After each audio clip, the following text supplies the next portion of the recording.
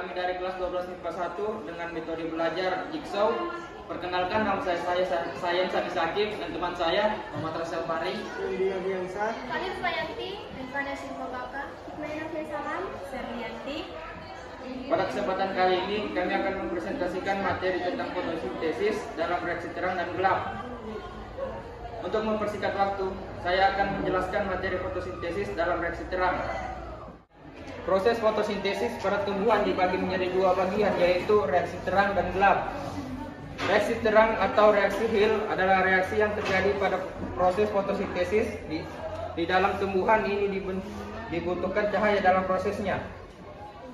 Energi yang terdapat pada cahaya matahari akan digunakan oleh pigmen fotosintesis pada grana atau tumpukan tilokoid. Tujuan dari reaksi terang adalah menghasilkan ATP, NADPH, dan O2. Selanjutnya hasil dari proses reaksi terang berupa ATP dan NADPH2 digunakan pada reaksi gelap atau siklus Calvin. Sedangkan oksigen atau O2 akan dilepaskan ke udara sebagai hasil sampingan fotosintesis. Reaksi terang fotosintesis dibagi menjadi dua reaksi, yaitu fotosintesis non-siklik dan fotosintesis siklik. Reaksi terang fotosintesis dibagi menjadi dua reaksi, yaitu fotofosforilasi non-siklik dan fotofosforilasi siklik. Dan selanjutnya akan dibacakan oleh Serlianti. Komponen yang terlibat di dalamnya adalah cahaya matahari sebagai sumber energi foton. Kedua jenis fotosistem, yaitu pusat energi yang memiliki antena untuk menangkap cahaya. Fotosistem 1 P700 mampu menyerap energi cahaya matahari dengan panjang gelombang 700 nanometer. Fotosistem kedua P680 mampu menyerap energi cahaya matahari dengan gelombang 680 nanometer. Selanjutnya akseptor primer, ATP, dan NADPH. Proses diawali dari energi foton yang berasal dari cahaya matahari akan diserap fotosistem 2 atau P680. Selanjutnya energi foton dari cahaya akan ditangkap akseptor primer. Proses pelepasan elektron disebut sebagai fotoeksitasi karena melibatkan cahaya. Selanjutnya elektron pada akseptor primer dan dialirkan ke fotosistem 2 atau P700 melalui rantai akseptor elektron. Akseptor yang terlibat yaitu akseptor PQ, KS, PC. Pada saat melewati transport elektron akan terjadi fotorilasi sehingga dihasilkan ATP. Kemudian setelah P700 menerima foton, kemudian akan melepaskan elektron yang ditangkap akseptor primer yang akan dipindahkan menuju VD, NADP+, dan NADPH yang berenergi tinggi sehingga terjadi penambahan hidrogen dari folisis air. Akibat eksitasi elektron P680, air yang mengubah H2O menjadi hidrogen dan oksigen. Selanjutnya akan dijelaskan oleh Rifana Silvabaka. Fotorisasi siklik. Komponen yang terlibat dalam fotorisasi siklik yaitu cahaya sebagai sumber energi foton. Satu jenis fotosistem P700 mampu menyerap energi cahaya matahari dengan panjang gelombang 700 nanometer. Kemudian, proses ini biasanya terjadi pada organisme yang hanya memiliki fotosistem 1P700. Reaksi pada fotorisasi siklik diawali ketika energi foton dari cahaya matahari ditangkap oleh P700 menyebabkan energi elektron. Elektron terreaksi kemudian akan ditangkap oleh akseptor primer yang akan dikembalikan lagi ke P700 melalui transfer elektron. Pada transfer elektron terjadi fotorisasi sehingga terbentuk ATP dan ADP. Karena elektron kembali pada P700, maka tidak terjadi folisis air sehingga tidak dihasilkan oksigen. Sistem ini bersifat Siklik artinya berputar, yaitu elektron yang dikeluarkan dari sistem transfer elektron dan masuk ke pusat reaksi lagi pada fotosistem 1. Hasil dari fotonisasi siklik adalah energi berupa ATP. Selanjutnya reaksi gelap akan dijelaskan oleh Fani Rupayanti. Siklus Kelvin adalah reaksi pembentukan glukosa melalui reaksi kimia yang mengubah CO2 dan beberapa komponen menjadi gliseraldehida 3-fosfat. Prosesnya siklus Kelvin tidak membutuhkan cahaya reaksi gelap dan tempat terjadinya siklus Kelvin tepatnya di stroma. Siklus Kelvin fotosintesis memiliki nama lain sebagai reaksi gelap dari penemunya yang bernama Melvin Calvin Ellis. Siklus ini akan berputar sehingga ke molekulnya asalnya. Siklus Kelvin fotosintesis memiliki nama lain sebagai reaksi gelap pada pembuatan makanan oleh tumbuhan. Penamaan ini berasal dari penemunya yang bernama Melvin Calvin Ellis. Siklus ini akan berputar hingga ke molekul asalnya. Pada proses reaksi gelap ini, tumbuhan tidak membutuhkan cahaya matahari secara langsung. Reaksi ini akan terjadi setelah adanya reaksi terang. Hal ini menandakan bahwa tanpa cahaya matahari, tumbuhan juga bisa melakukan fotosintesis.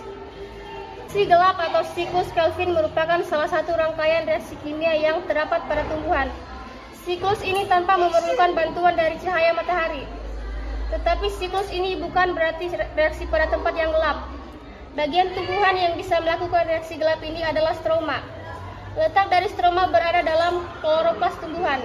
Reaksi ini bekerja dengan mengubah CO2 ke dalam gula 3 karbon. Selanjutnya, reaksi gelap fotosintesis akan dijelaskan oleh Hikmaya. Rupiah Salam.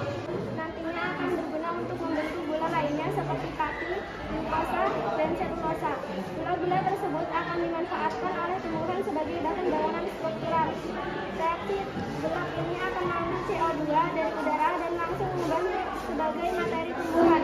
Inilah peran penting dari reaksi gelap sebagai eksistensi sebagian gula karbon nantinya akan berguna untuk membentuk gula lainnya seperti pati, glukosa, dan selulosa. Gula-gula tersebut akan dimanfaatkan oleh tumbuhan sebagai bahan bangunan struktural. Reaksi gelap ini akan mengambil CO2 dari udara dan langsung mengubahnya sebagai materi tumbuhan. Inilah peran penting dan reaksi gelap sebagai eksistensi sebagian besar ekosistem. Jika tidak ada siklus Kelvin, tumbuhan tidak akan bisa menyimpan energi. 3 tahapan dari siklus Kelvin fotosintesis oleh tumbuhan. Berikut ini adalah penjelasan dari tahapan tersebut. Yang pertama, fikrasi karbon. Tahapan pertama dari siklus ini adalah fikrasi karbon. Pada tahapan ini akan mengalami penangkapan CO2 dari udara bebas. Selanjutnya akan menyatukan CO2 dengan ribulosa bifosfat oleh enzim Rubisco. Hasil peningkatan ini berupa 3 molekul dengan 6 karbon yang tidak stabil. Karbon tersebut akan segera pecah menjadi 2 molekul 3-fosfogliserat atau PGA. Penjelasan selanjutnya akan dijelaskan oleh Randy Ardiansyah. Selanjutnya yaitu adalah regenerasi. Tahap ketiga adalah regenerasi atau pembentukan glukosa dan pembuatan RUBP. Salah satu molekul dari gliseraldehida 3-fosfat akan keluar dan berfungsi sebagai bahan baku glukosa. Sedangkan 5 molekul gliseraldehida 3-fosfat sisanya untuk pembuatan RUBP. Dalam hal ini akan melakukan penangkapan CO2 kembali. Akan ada 3 molekul ATP yang mendonorkan fosfat. Molekul glukosa tersusun atas 3 karbon. Hasil dari tahapan ini adalah 1 molekul PGAL. Tentu saja siklus Kelvin akan memberikan hasil putarannya pada tumbuhan. Pada tahapan fiksasi akan mengubah RUBP menjadi PGA. Selanjutnya ada tahapan reduksi yang mengubah PGA sebagai PGAL. Yang terakhir ada tahapan regenerasi yang mengubah PGAL sebagai molekul. Tujuan untuk pembentukan glukosa dan RUBP.